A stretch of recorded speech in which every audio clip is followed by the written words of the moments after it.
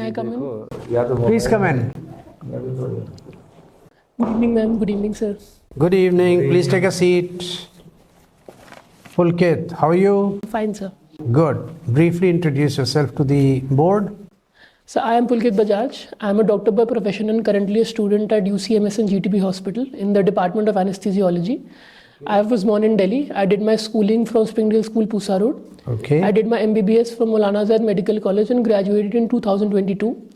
After that, I joined MD in anesthesiology at UCMS and GTB Hospital in 2022 itself. Okay. Right. That was your educational qualifications. What about you? What about the rest of you?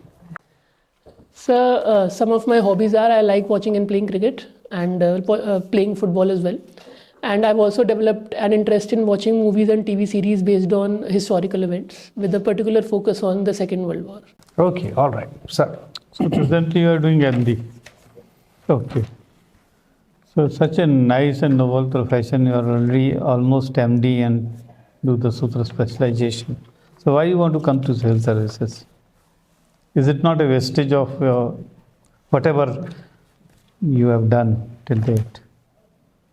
So my primary motivation to join medicine was public service. And apart from the technicalities that I've been taught, this service has also helped me gain certain qualities which I believe can be used on a larger scale. And that is why to have a diverse set of challenges, I'm coming here. So you had a gap on after 12th and this. How many years? The 2 years. 2 years. So you wanted to really do medicine. So after really wanted to do it and then you want to shift. So you can, it's a better service. In fact, you are really working for the poorest of the poor when you are practicing MBBS, no? So yes, I believe that medical service in general is quite fulfilling. But I believe personally I can contribute on a larger scale by going into civil service. So that is why I'm here. You are from Malkaganj. So for the last 10 years, what changes you are seeing in Delhi? It's changing for good, changing for bad? So in the last 10 years, I believe that there have been changes on both sides. Some have been good, some have been bad. On the good side, we have seen that there has been an increase in infrastructure that has been there.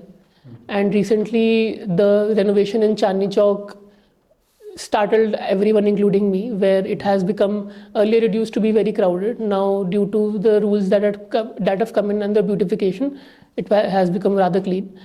Apart from that, we have seen that the number of government schools have also gone up and the facilities that is available in them has also gone up. From a negative point of view, we have seen that air pollution has become a major problem in Delhi in the last 10 or 15 years. It was a problem earlier as well, but the scale has increased. Also, we have had... In your view, what should be done to improve this Delhi pollution point of view and otherwise there's a lot of traffic also? Sir, I believe that there is no magic pill for this and heavy and serious efforts by the government, civil society as well as the people are required. There are certain short-term measures and certain long-term measures. In the short term, people need to be self-aware about the derogatory practices to the environment that we routinely practice and we have to stop them. And operations like Mission Life do come into that regard. Apart from that, we have to start following government regulations and Supreme Court decisions like... In case we make certain areas totally prohibited for vehicles or keep it only for electric vehicle or something like that, green vehicles, like New Delhi area, totally ban it. So in your view, what will be the impact?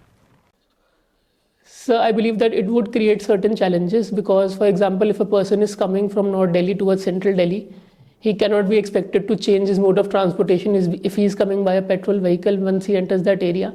And if he is going to South Delhi, then he'll have to again change his type of vehicle when he enters that area. So you watch and play football. Where did you watch last time?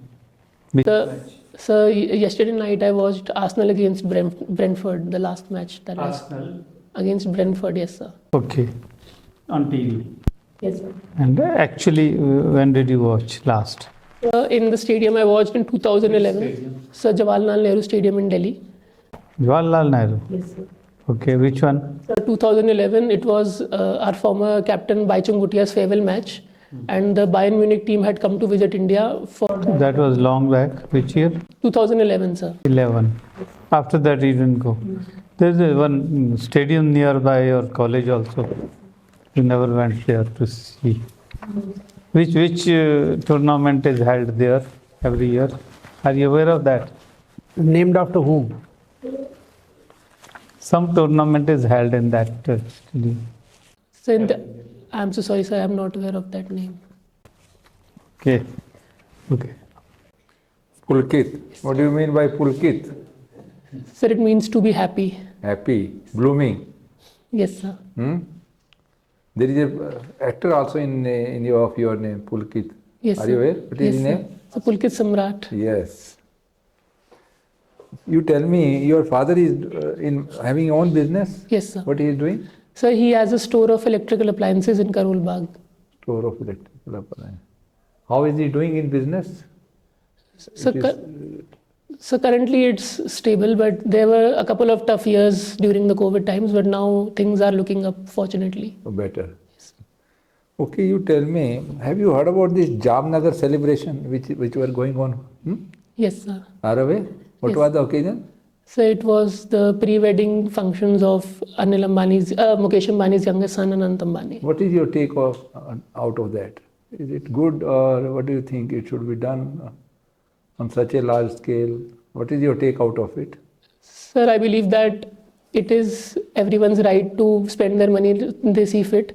But personally, I do not believe in extravagance. And also, we have seen that there have been reports that in Indian weddings, there is a lot of food as well as material wastage as well, which can be used to feed zero food children.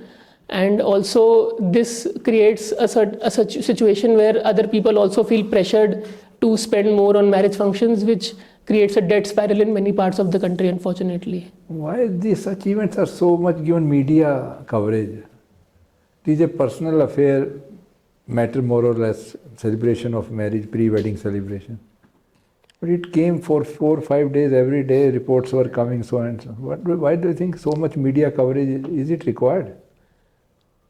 So the media is run on the basis of TRP, and it is based on what people want to watch. Since a lot of celebrities were a part of that event and people were very naturally interested to watch celebrities in front of their screens, so that is why media was giving attention. It is a vicious cycle where our interest in celebrities forces the media to show them more on screen, and that creates an increased interest from our side as well. Okay, Pulkit, what is your views about same-sex marriage? What is your take on about same-sex marriage? Sir, I believe that sexual freedom is a right for all, as said by a Supreme Court. But marriage in India is a legal as well as a religious affair. And I believe that wider parliamentary discussions are required regarding that matter, so that all perspectives can be heard. Personally, I believe that it should be a right for marriage is a right for everyone. But some people might disagree with me, and I'm very happy to hear their perspectives about that. So why, when the Supreme Court has allowed it, relationship, same-sex marriage, why it should not be given legal status then? What is wrong in that? So the concept of marriage is a part of the traditional social fabric of our country. And I think that Parliament, since it represents a wide section of people and it represents the will of the society, I think there should be discussions on that and not coming from the Supreme Court, which itself it said. Okay, you tell me whether you have done medicine, MBBS. So earlier, medical used to be considered as a very noble profession. Now more commerce has entered into it. Do you think it is a right thing? Because common person can't go to a specialized hospital for treatment. So why this discrimination and why this commercialization is happening at such a large scale? So I believe that as far as a medical professional is concerned, he is within his right to demand fair compensation for his skill. But I also believe that medicine is a public service, and there should be adequate facilities so that these services, no matter how specialized and advanced, reach the poorest of the poor population. Accordingly, we have certain schemes from the governments where, for example, in Delhi and in Rajasthan, where poor patients who cannot afford it for themselves can avail private treatment from specialized facilities and the government pays for it. As far as the ethical background for commercialization, I believe that commercialization, if carried out in its intended manner, can bring about investment as well as certain advanced diagnostics and treatment, which is the benefit. You have forgotten about central government scheme for Yes, sir. poor people. What is that scheme? So the Ayushman Bharat So scheme. you mentioned about state government, not about the central government. Yes. Okay, my last question. You have said about the pollution in Delhi, that is a big problem. What do you think are the challenges for bringing electrical vehicles? What are the challenges? Why can't we bring EV vehicles on a larger scale? What problems or challenges are there for that? So the number one challenge I feel is in the mindset of the people, where That is, what else? Technical reasons. so the number of charging stations that are there in the country, although they have increased in the past 5 years, but they are still very few as compared to the number of petrol pumps we have. Charging stations. Secondly, sir, procurement of the materials required for battery construction, they are imported from abroad. So that is another challenge. What is that battery called? It's called the fuel cell. It is. Okay, battery, lithium battery, anyhow, Yes. whatever battery. Yes, sir. What else? So apart from that, I believe that it also requires phasing down of coal, since a lot of the electricity that is generated for EVs comes from primarily from coal production, and a lot of coal is also imported from outside. That increases the cost of eventual functioning of that vehicle. And That's why hybrid vehicles Yes, are said to be better than EV yes, sir. at the moment. Okay, thank you. Okay, good afternoon, Pulkit. I believe I'm seeing you for the second time. So you're living in the vicinity of all the coaching centers, right? And your school was also here. Yes, ma'am. So, and did you take coaching for medicine also before joining Maulana Azad? No, ma'am. I only took a test series, not the formal coaching.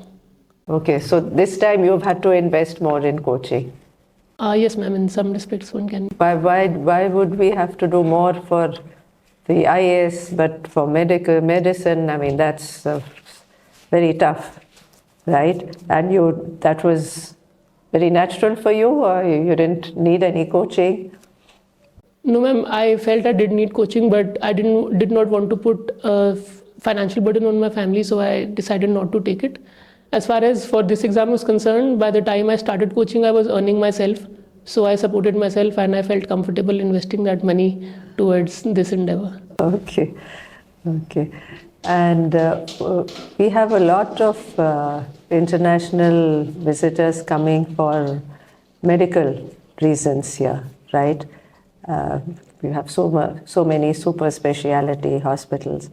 So what is your view on this? Is medical tourism getting us a lot of revenue?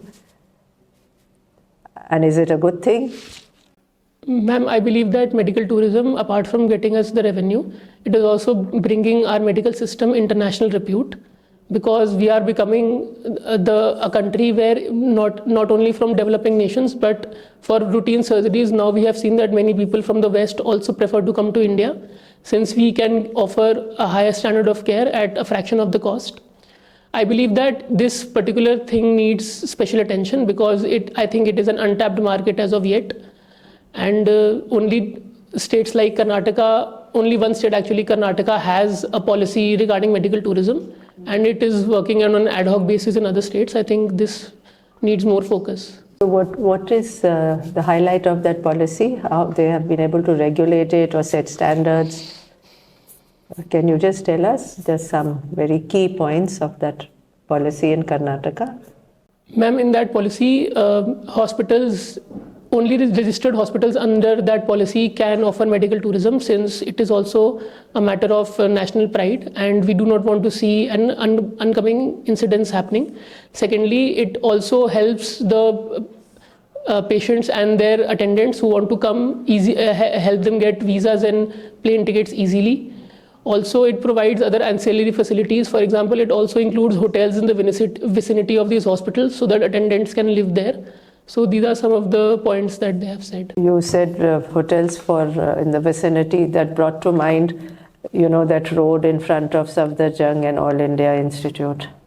What can we do? All the family of the patients are coming and living there. What do we do about this? Is there any solution here? Ma'am, personally, I've been to AIIMS a number of times, and I saw that I'm not an architectural expert, but I saw that a lot of space can be utilized better. And in Loknayak Hospital, we saw 3 years back where a separate waiting hall, actually multiple waiting halls were created for patient attendance, and such a thing must be carried out in Safdarjung as well as AIIMS. Because that area is, it's just, very sad to pass through that, right? And see it really puts a face to what's happening in the rest of the country. Anyway, moving us away from medicine, my last question. Historical movies you like seeing. Which one was your favorite and why? Ma'am, my favorite movie is a 2007 movie called Valkyrie, starring Tom Cruise. It is about a failed plot of Nazi officials to assassinate Hitler. Assassination attempt on Hitler. One of the 8. Hitler, a man to whom they had actually had a personal oath for him, but in the end they decided it was in the best interest of their nation and their people that person be removed from power to the detriment of themselves as well as their families. Oh, so they aborted the coup or the plot to kill Hitler? Midway. So Yeah. one chap developed cold feet when he was discovered. It's a true story. One of the 8 assassination attempts that Hitler continued to survive. Yeah, carry on. So that movie particularly I like because it showed that it is not personal loyalty should not come at the cost of one's own ideals, and no man, however powerful he might be, is invincible and perfect. And I think that personal morals and ethics and national interest should come in the way of loyalty to one person. Okay. Thank you, Pulkit. Pulkit, very good evening. So you are talking about the healthcare hospitals, how they have been transformed in the last 10 years. Did you do study or analysis about outside Delhi, how the grassroots healthcare system is working? So not in any depth that is worth speaking about, but yes, I am aware of certain issues in certain places. Can you name some issues? So I have seen that, for example, in the state of Rajasthan, there are a lot of primary and secondary healthcare centers, but the attendance of medical officers in that centers is abysmally poor. And there are also claims that the medical officers there charge over and above what they are allowed to from patients. Also, there is a lot of shortage of basic materials and goods in hospitals as large as Delhi, and the situation is even worse in other areas. So yes, these are some of the issues I have vaguely heard about. So the problem is with respect to the money that not been allotted, or is the problem governance and accountability? Sir, I think that it is a bit of both. I think in large parts of the country, adequate expenditure on healthcare is unfortunately not being done. And it is also accountability and governance issues and actually regulation of what is actually happening on the ground level that is missing in some parts of the country. So did you see the number of or percentage of people opting for government hospitals versus private hospitals? So yes, there was a recent report about Ayushman Bharat in its 5 years of existence, where 56% of the people have opted for private hospitals and only 44% have opted for government hospitals. It is much less in South India. Yes. So the problem is for those people who are attending, funds are not the issue. We are with the percentage of people going, and the funds allotted, it is going good. Same is the case with government schools. The problem is not with the funds, with respect to accountability and misgovernance. So fine. Can you name certain gaps that can be that you have identified with respect to preventive healthcare system?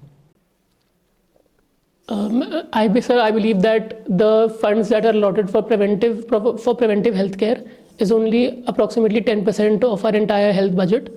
I think that needs to be increased. Secondly, there are not a lot of awareness activities done on the ground level. There are programs for preventing non-communicable diseases as well as communicable diseases, but they are not adequately brought about in front of the people. And I feel that taking a case study of hypertension, the number of people who are aware of their disease, who are treated for the disease, and who are adequately treated for the disease is rather abysmal. I think it is down to the health-seeking behavior of the people themselves, which needs to be improved by careful and continuous awareness programs and civil society intervention as well. I think these are some of the reasons. Okay, and you have done your plus 2 in 2014. Yes, sir. And then MBBS in 2022. Yes, sir. Why is that 8 years? Sir, I joined in 2016. I finished at the right time. I just joined a little bit late. What was the reason? Sir, actually, in my first attempt, I could not clear the exam, and in the second attempt, it was that I wanted to do better, go to better institute. So, as a policy maker, let's say you are supposed to suggest a policy whereby the medical seat fee charges comes down drastically. At the same time, supply of doctors increases and the medical charges, hospital charges also comes down drastically. Can you name one or two? Sir, what I would do is it has been practiced in certain states where in private medical colleges there are government quota seats as well, where the fees is at par with government colleges, but they study in a private college, and such students also sign an agreement to work in underserved areas for a period determined by the state government. I think this is a policy that can be mimicked in areas where we are facing a shortage of doctors in unserved areas. Increase or reduce the rules for colleges, red tapeism, So I believe that heavy investment based, that can't come down? Sir, I believe that as far as medical colleges are concerned, we have seen many cases of dummy candidates, dummy teachers, as well as dummy institutes themselves, and some sort of regulation is required. But yes, this regulation should not come in the way of people who actually want to open private hospitals and colleges. Okay, thank you. Right, I'll give you a poser. There are two leaders from World War II. The first one is a teetotaler, non-smoker, faithful to only one woman all his life, vegetarian, loves his dogs, loves life in general. I mean, pets in general. He had several dogs. Okay. Never swore at anybody. Okay. The second one used to smoke like a chimney, used to drink. Well, even at 11 o'clock he was found having his drinks. He was having constipation throughout his life. Several meetings he used to take in the loo. He used to swear like anything. At any point of time he had two mistresses, apart from his wife, of course. Which one do you think is your hero? So if I am correct in my assessment, it is neither, because although the first man is a teetotaler in life, he is actually Adolf Hitler who caused the Holocaust, and the second person is Winston Churchill, who was the Hitler for India. Yes, that's the answer I want. Thank you. Why was he a Hitler for Indian establishment? Why was he as bad as Hitler for India? So because what he claimed to fight was racism that Hitler was doing. He was practicing that same thing in India. That's an ideal, that's his idea. But how did he physically manifest his racism and his hatred towards Indians? So the Bengal famine was of 1943. You answered the question. Very well done. Okay, switching to one more question. With regard to the excise scam, of what is Mr. Arvind Kejriwal guilty? Sir, I would say the thing he is guilty of is not attending ED summons because nothing has been proven as of yet. Thank you for not confusing between accused and guilty, because I use that word specifically. Thank you so much. Your interview is over. Very well done. All the best. Well done.